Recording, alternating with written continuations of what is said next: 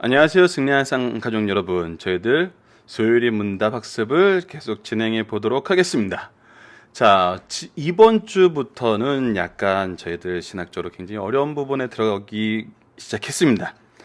그 부분을 보기 전에 저희들 서론을 다시 한번 하나하나씩 살펴보도록 하겠습니다. 저희들 소유리 문답 전체 구조는 저희들이 여러 번 참고를 했어요. 그래서 이 부분은 서론 강좌를 여러분께서 참조를 해주시고 크게 세 부분으로 나오는데, 첫 번째가 서론에 대한 거 1번부터 3번인데 여기서는 삶의 목적과 성경에 대해서 얘기를 해주고 있어요. 이 기초가 굉장히 중요합니다. 이 기초가 제대로 닦여지지 않으면 좀 우리가 이 자의적으로 해석한다 그러죠. 항상 저희들이 지금 마태복음을 통해서도 승리의 삶에서도 얘기했다시피 죄의 모습은 항상 하나님의 기준과 다른 것입니다. 오늘 부분도 이 부분을 어느 정도 언급을 하고 있어요. 그래서 우리가 바른 기준, 하나님 중심의 기준을 삼는 것이 우리 신앙의 가장 중요한 부분이에요. 이것을 회복하시기 위해서 예수님께서 우리에게 오셨던 거거든요.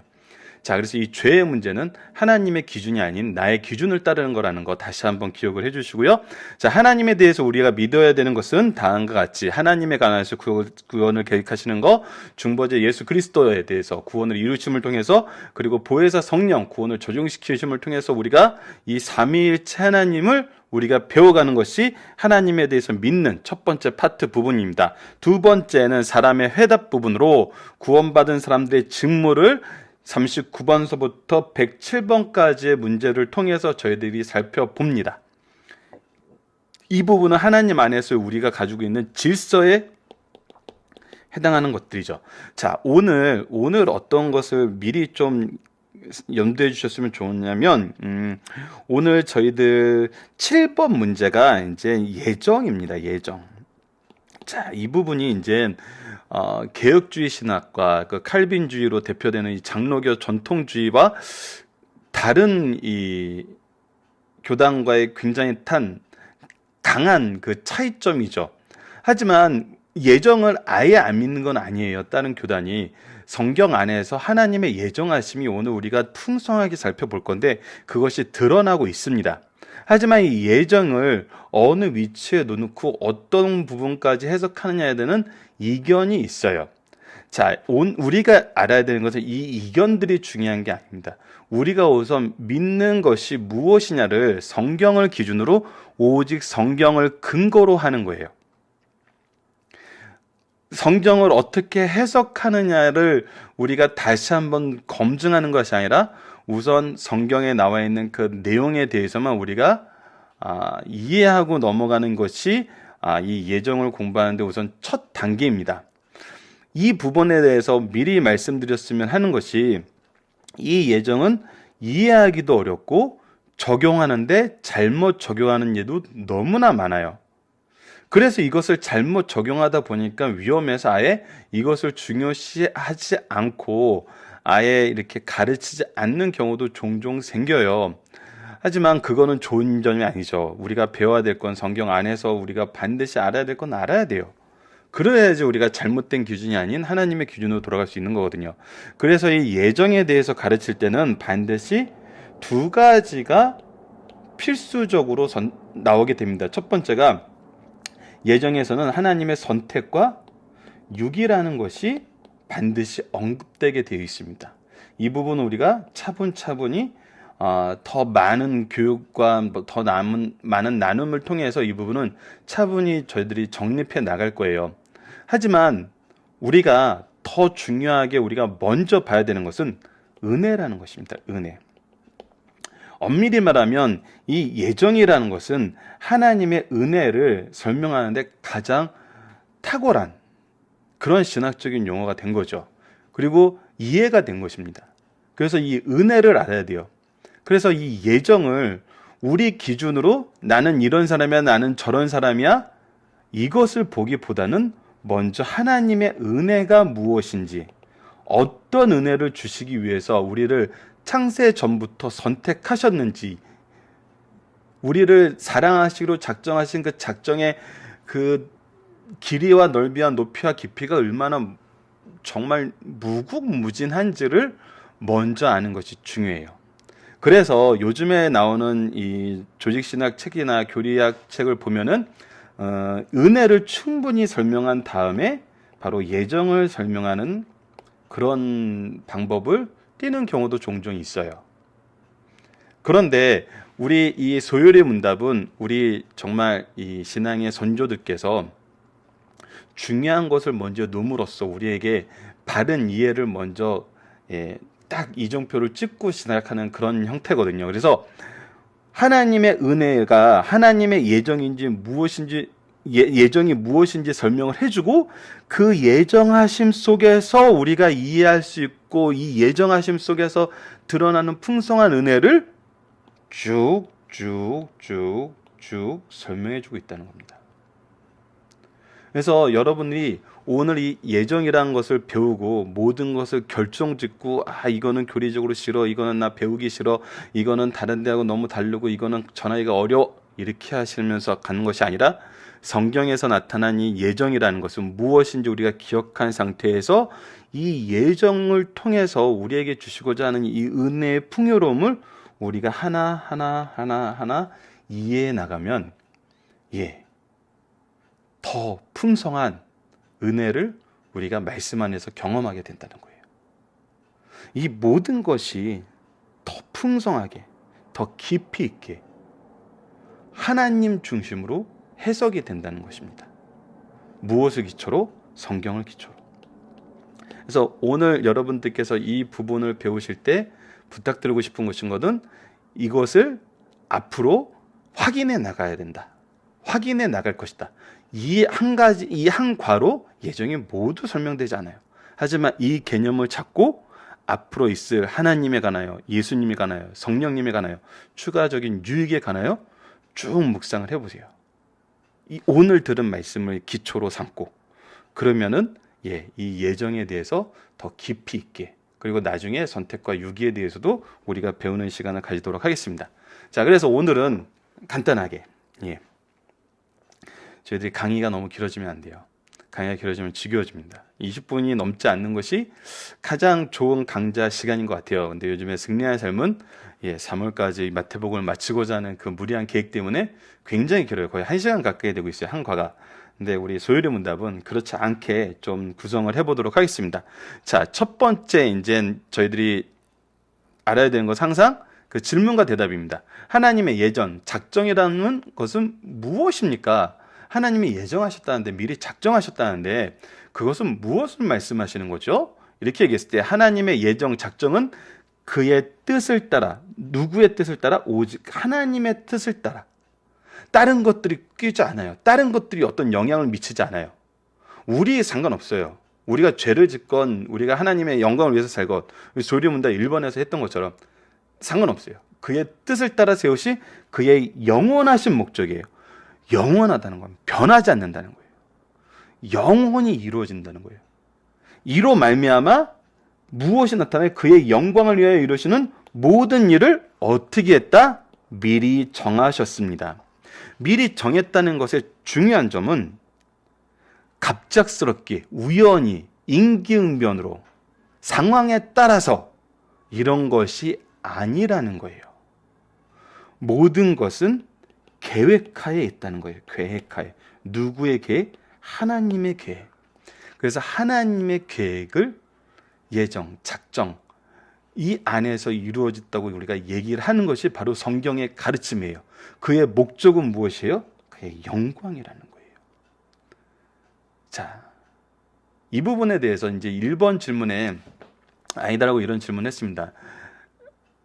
우리 인생의 가장 큰 목적은 무엇이니 할 때 성경에서는 하나님의 영광을 위해서 사는 것이고 그 영광을 영원히 기뻐하시는 거라고 얘기했어.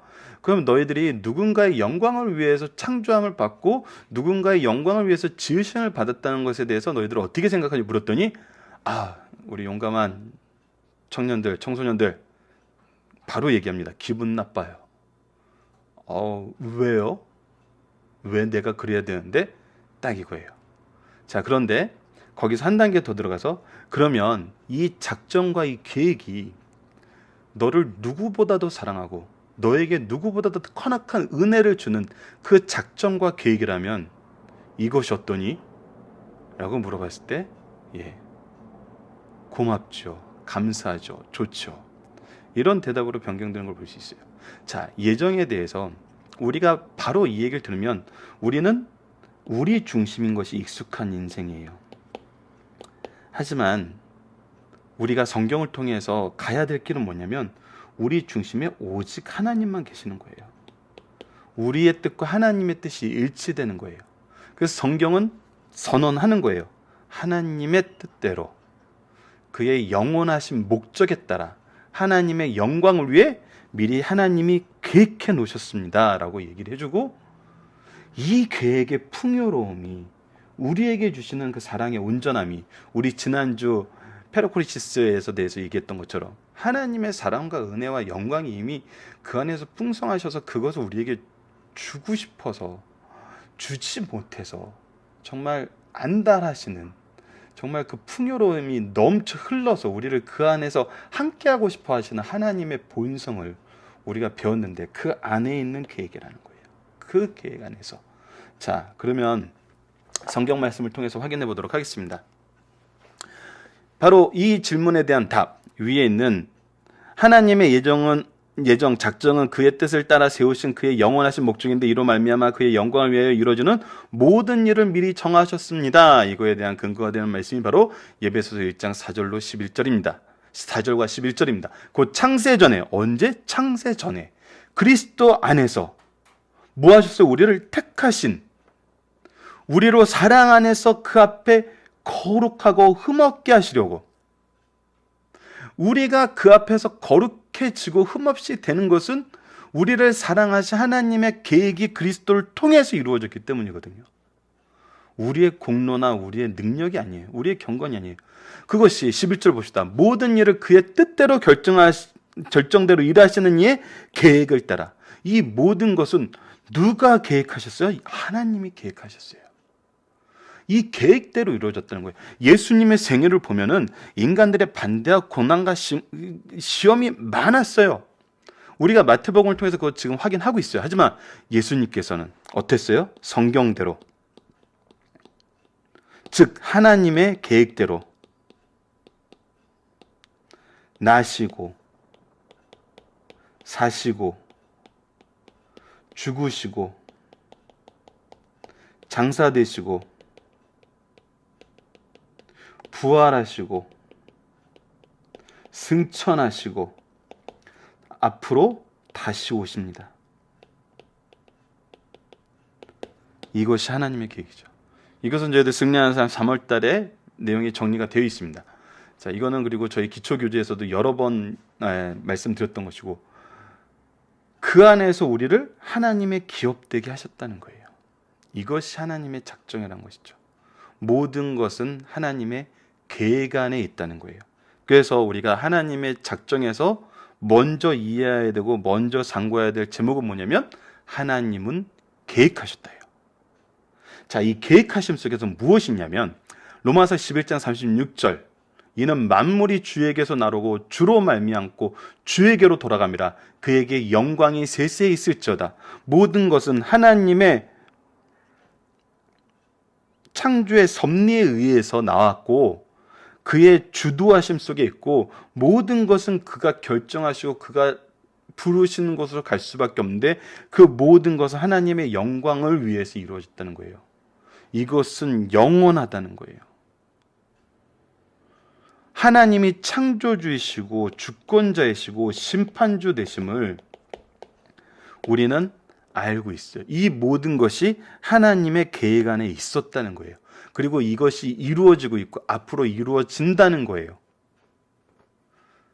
자, 이사야서 46장 10절로 11절을 봅시다. 내가 시초부터 종말을 알리며 아직 이루지 아니한 일을 옛적부터 보이고 이르기를 나의 뜻이 설 것이니 내가 나의 모든 기뻐하는 것을 이루리라 하였노라.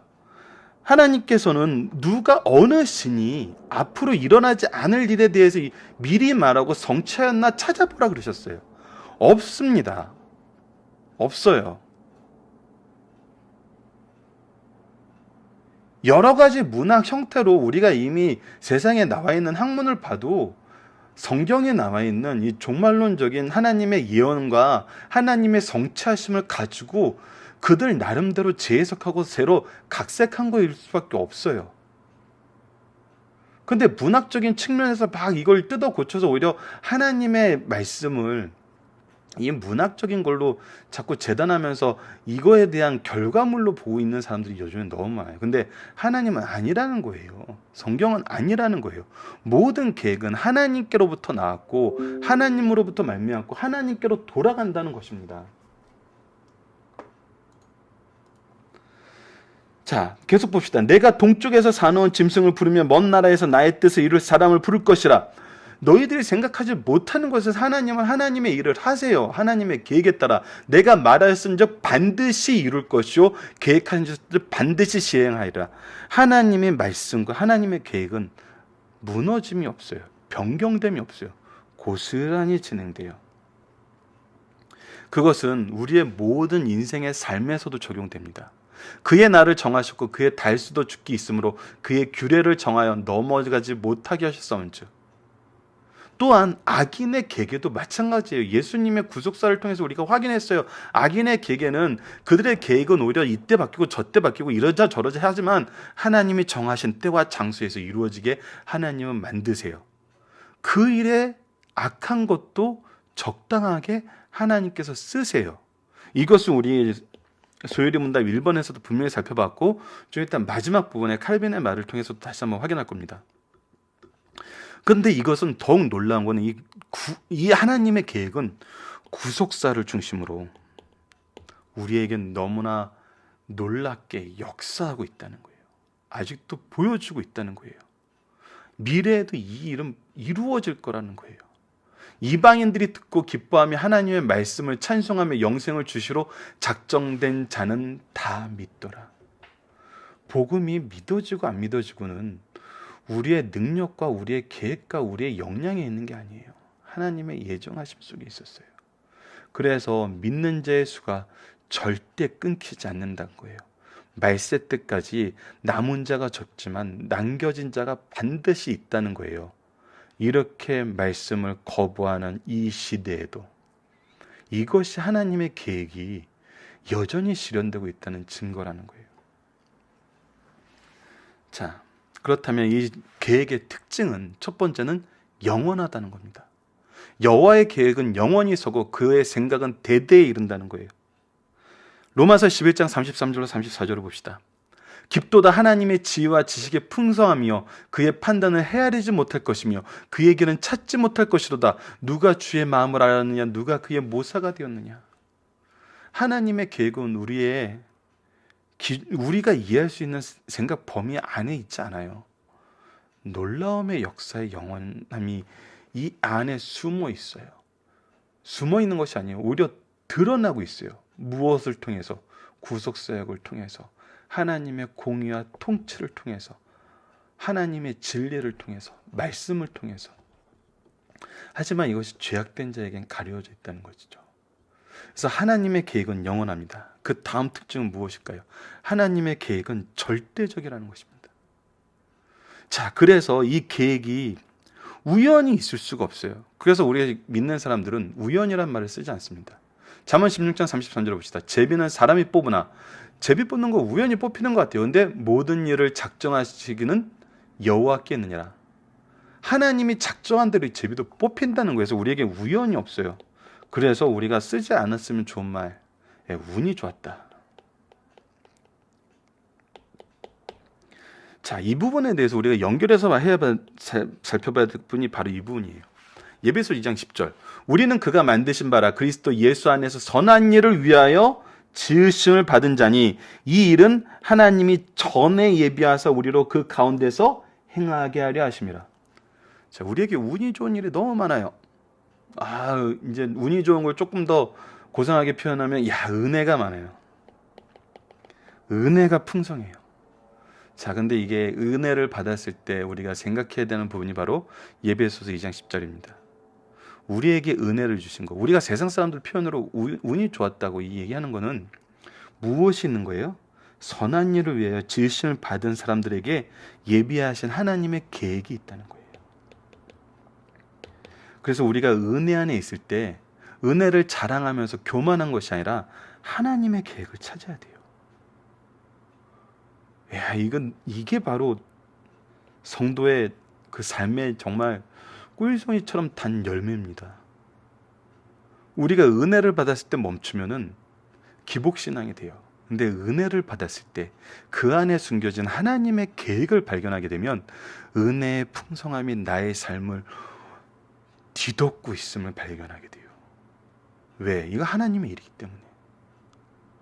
그래서 이 두 말씀은 연결해서 기억해 주셨으면 좋겠어요. 이것은 또 사람의 뜻에 의해서 무너지거나 변경되지 않는다는 거예요. 자, 창세기 5장 20절 요셉의 얘기예요. 당신들을 나를 헤아려 하였으나 하나님은 그것을 선으로 바꾸사 오늘같이 많은 백성의 생명을 구원하려 하셨나이다. 자, 스데반의 설교를 통해서 보면은 하나님께서 요셉에게 꿈을 줬다는 것은 하나님의 계획에 그에게 있다는 것을 뜻하는 거였어요. 근데 형들은 그걸 좋아했어요, 싫어했어요? 싫어했어요. 그래서 팔아버렸어요. 그런데 하나님의 계획은 어떻게 됐어요? 그 꿈대로 이루어졌어요. 하나님의 계획대로. 그 꿈은 하나님의 계획이었어요. 하나님의 꿈대로, 하나님의 계획대로 이루어서 그것을 어떻게 했어요? 선으로 바꾸어서 구원의 계획을 이루셨다는 거예요. 이거는 예수님에게도 동일하게 드러나죠. 더 분명하게 드러나죠. 사도행전 2장 23절입니다. 그가 하나님께서 정하신 뜻과 미리 아신 대로 내준 바 되었거늘. 이미 하나님께서는 예수님을 내주기로 예언하셨어요. 이사야서에 나타나 있어요. 너희가 법 없는 자의 손을 빌려 못 박아 죽였으나 그러나 예수님께서는 살아나시고 승천하시고 앞으로 다시 오신다고 약속하시면서 성령을 우리에게 부어주시면서 하나님의 일을 하게 하셨다는 거예요.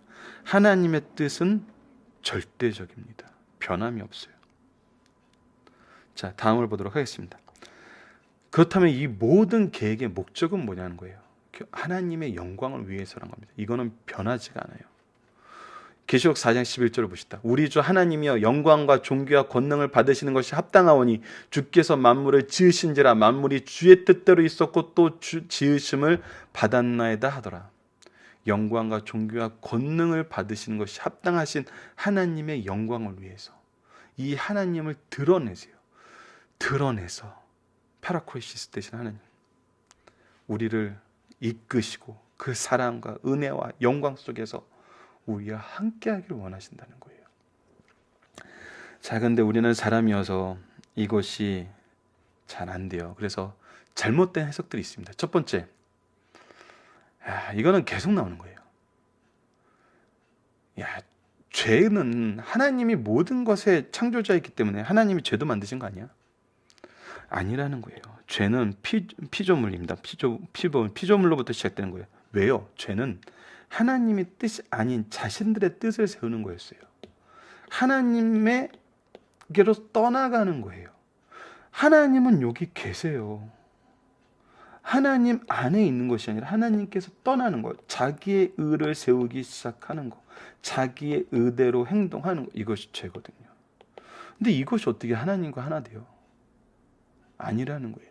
죄에 대해서 이런 잘못된 개념은 우리를 혼란스럽게 만들 수 있어요. 하지만 죄는 하나님과 반대되는 것, 하나님을 거절하는 것, 하나님의 기준이 아닌 나의 기준을 세우는 거예요.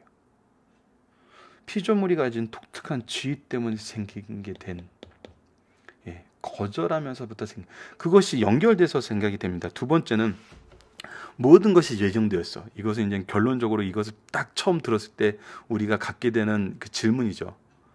그러면 우리가 잘하건 잘못하건 필요 없어. 더군다나 우리가 스스로 의를 세울 수 없어. 그러니까 우리는 다 죄인이야. 다 죄인이어서 다 죽어야 돼. 그런데 누구는 선택되고 누구는 육이 됐어. 그럼 이게 무슨 말이야? 우리는 그냥 아무것도 아닌 거네. 장기판에 돌이거나 로봇 같은 존재네. 너는 이쪽으로 가, 너는 저쪽으로 가.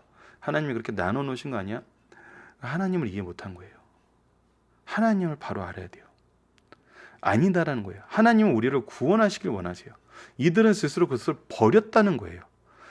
데살로니가 전서 5장 9절입니다. 하나님이 우리를 세우심은 노하심에 이르게 하심이 아니요. 하나님은 우리를 노하기 위해서 세우신 게 아니에요. 그냥 던져버리고 짓밟아버리고 혼내고 너희들 그따구밖에 안 돼 이렇게 스트레스 푸시는 게 아니에요.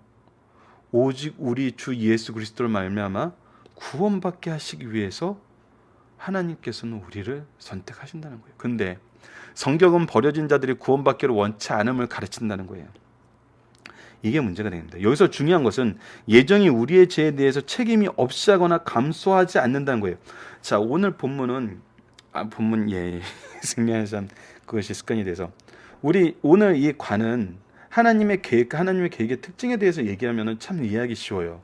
그래서 어떻게 보면 이 문제를 뺐으면 참 오히려 잘 이해가 되는 그런 건데, 근데 이것이 우리가 좀 더 깊이 있게 상고해 봐야 되는 부분이, 항상 생각의 중심에 이 오늘 그 하나님의 계획하심과 하나님의 계획의 특징과 하나님의 계획의 목적과 이 계획하심 속에서 나타나는 이 모든 것들이 앞으로 우리가 하나님에 대해서, 예수님에 대해서, 성령님에 대해서, 즉 구속사에 대해서 배울 때 항상 기억하셔야 돼요. 그러면은 이것이 더욱더 우리에게 큰 은혜가 되심을, 놀라움을 주는 것임을 우리가 발견하게 돼요.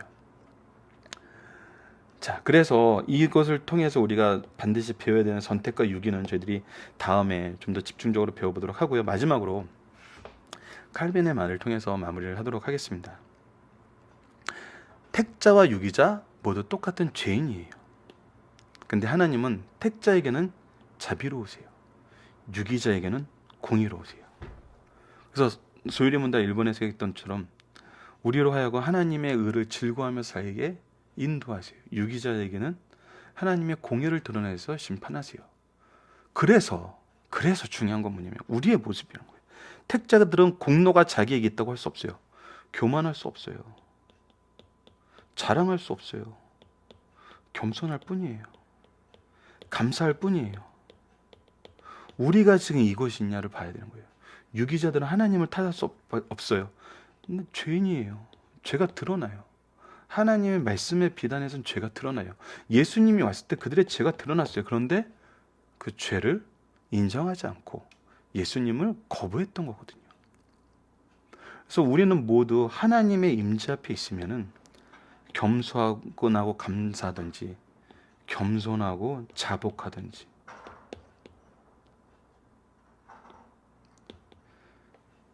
근데 이 겸손도 못 얻게 되는 경우가 많죠. 죄에서는 이를 갈며 슬피 울게 된다는 것처럼 오히려 원망이 가득한 그런 모습이 어떻게 보면 죄의 특징으로 나타나는 걸 볼 수 있어요. 자, 오늘도 토요일인데 이렇게 승리한 삶 소유리 문답 학습을 함께 해주셔서 감사합니다. 그럼 소유리 문답은 다음 주에 계속 이어나가도록 하겠습니다. 감사합니다.